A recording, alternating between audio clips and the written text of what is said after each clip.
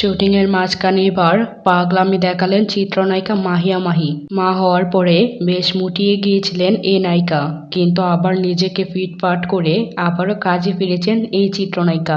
যদিও এখনো সিনেমাতে নিয়মিত হয়ে উঠতে পারেনি চিত্রনায়িকা মাহিয়া মাহি, তবে একসময় কিন্তু পর্দা কাঁপিয়েছেন এই নায়িকা। তবে মা হওয়ার পরে বিভিন্ন রিলসের মাধ্যমে আবারও যেন দর্শকদের নজরে আসছেন এই নায়িকা। সম্প্রতি মাহি একটি ভিডিও শেয়ার করেছেন।